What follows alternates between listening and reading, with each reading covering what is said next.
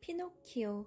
솔직하고 순수한 피노키오의 마음과 풍성한 모험, 기발한 상상력으로 오랫동안 사랑받아온 작품이죠.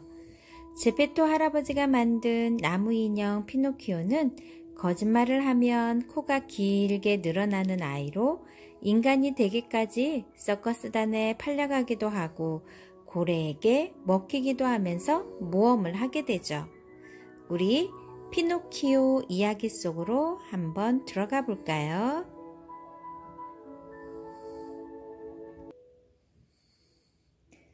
아이들은 누구나 실수하며 자라죠. 피노키오 하면 떠오르는 게 하나 있지 않나요? 피노키오의 코 말이에요. 거짓말을 하면 코가 쭉쭉 늘어나잖아요. 선생님도 어려서 피노키오를 잊고 진짜로 코가 길어지면 어떡하지? 라고 걱정하던 때가 있었어요. 요즘 아이들도 그럴까요? 피노키오는 이탈리아 작가 콜로디에 의해 1883년에 세상에 나온 책이에요. 지은이 콜로디는 처음에 이 이야기를 꼭두각시 인형 이야기라는 제목으로 어린이 잡지에 2년 동안 연재하다가 피노키오의 모험이란 책으로 출간을 하게 되죠. 처음에 잡지에 연재했을 때에는 피노키오가 계속 나쁜 일을 저지르자 그 벌로 나무에 목매달려 끔찍하게 죽는 것으로 이야기가 끝났어요. 그런데 많은 독자들이 피노키오를 살려달라고 요청하고 출판사에서도 이야기를 더 연장해달라고 부탁해 요정이 피노키오를 다시 살리는 이야기로 보태졌죠. 그러니까 처음 작품에는 파란머리 요정은 등장하지 않았고 피노키오가 진짜 어린이가 된다는 내용이 없었던 거죠. 전 세계인에게 사랑받은 피노키오. 피노키오의 모험은 출판되자마자 수많은 사람들의 입에 오르내렸어요. 당시 이탈리아에서만 100만 부가 넘게 팔리며 베스트셀러가 되었죠. 어떤 성직자들은 피노키오의 못된 행동을 아이들이 따라할지도 모른다고 생각하기도 했고, 어떤 어른들은 자녀에게 피노키오 이야기를 들려주며 거짓말을 해서는 안 된다는 것을 가르치기도 했어요. 피노키오 이야기가 전 세계에 널리 알려진 것은 1940년 월트 디즈니 만화 영화 피노키오를 만들면서부터예요. 제2차 세계대전 중에 만들어진 이 영화는 원작의 내용을 조금 바꾸고 화려한 색채와 음악을 보태어 만들어졌어요. 이 영화는 전쟁으로 인해 힘들고 지친 많은 사람들에게 즐거움을 주었죠. 얼마 전에는 이탈리아의 영화감독 로베르토 베니니가 피노키오를 영화로 만들어 다시 한번 많은 사람들의 관심을 받았어요. 피노키오가 많은 사람들로부터 사랑을 받은 이유는 무엇일까요? 아마도 피노키오가 겪는 갖가지 모험과 기발한 상상력이 재미있어서일 거예요. 그리고 천방지축인 피노키오를 따뜻하게 감싸는 제페토 할아버지의 사랑이 감동과 재미를 주기 때문이죠. 거짓말을 하면 코가 늘어나는 피노키오. 무엇보다도 선생님은 피노키오의 코가 늘어난다는 설정이 재미있었어요. 피노키오가 요정에게 거짓말을 하자 코가 갑자기 쭉 늘어났다가 용서를 빌자 원래대로 줄어드는 장면이 신기했죠. 그런데 왜 하필이면 코가 늘어나는 걸까요? 선생님 생각에는 코가 얼굴 가운데 있어서 늘어날 경우에 눈에 금방 띄기 때문에 그렇게 설정한 것 같아요. 또 코가 늘어났다는 것은 신체에 이상이 생겼다는 것을 말하죠. 마음이 진실하지 않으면 신체에도 이상이 나타난다는 뜻일 거예요. 또 거짓이란 언젠가는 드러나고야 만다는 것을 뜻할 수도 있고요. 흔히 피노키오를 거짓말을 하면 코가 길어지는 아이로만 생각하기 쉽죠? 하지만 피노키오 이야기를 거짓말을 하면 안 된다는 교훈을 주기 위한 책으로만 생각해 버리는 것은 한쪽으로만 보는 해석이라고 밖에 할 수 없어요. 마치 피노키오 이야기를 도덕 교과서처럼 생각해 온 것이죠. 많은 사람들에게 읽히는 작품일수록 그 작품의 고정된 이미지에 갇혀 작품이 지닌 다양한 주제들을 놓쳐버리는 것이 사실이니까요. 피노키오는 더욱 그랬죠. 피노키오가 잘하듯 여러분도 잘한답니다. 피노키오는 성장 이야기라고 할 수 있어요. 나무 인형인 피노키오가 실수와 시행착오, 시련을 통해 성숙해지고 결국 사람이 되잖아요. 한편의 성장 드라마인 셈이죠. 책을 팔아 인형극을 보러 가고 공부보다는 노는 것을 좋아하고 고양이와 여우의 꿰매에 쉽게 빠지며 똑같은 실수를 반복하는 어리석은 모습은 여러분들 또래 아이들 모습을 많이 닮지 않았나요? 호기심 많고 장난 좋아하고 거침없이 모험에 뛰어드는 모습도 그렇고 말이에요. 피노키오가 친구처럼 느껴지지 않나요?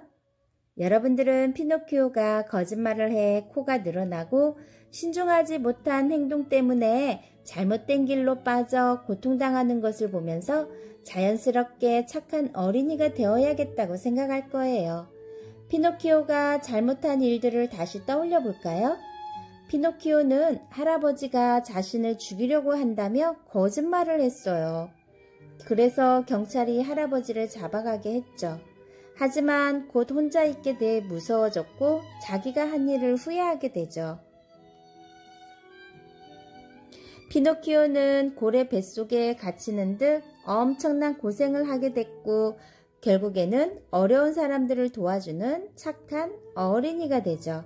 그리고 바라던 대로 진짜 사람이 될 수 있었던 거예요. 피노키오가 성숙한 사람이 될 수 있었던 건 피노키오가 저지른 실수와 그로 인한 시련 때문이죠. 누구나 그런 과정을 겪으면서 성장하는 거예요.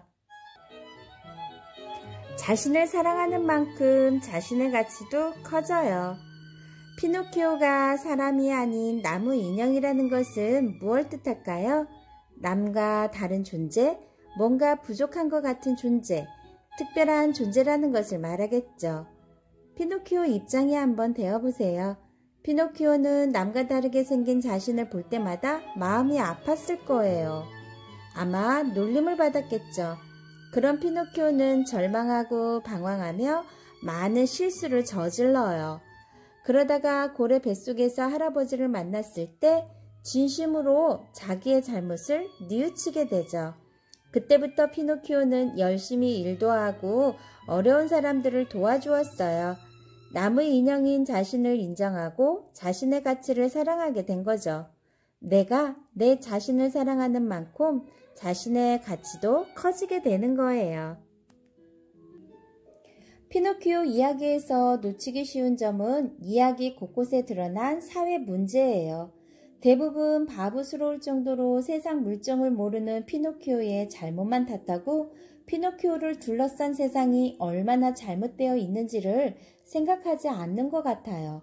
입장료 대신 책을 받고 인형극을 보게 한 어른이나 피노키오를 속여 금화를 빼앗은 고양이와 여우, 서커스단에 피노키오를 팔아넘긴 마부, 피노키오를 사정없이 때리다가 쓸모없게 되자 바다에 던진 서커스 단장의 행동은 나쁜 어른들의 모습을 여실히 뚜렷하게 보여주고 있어요.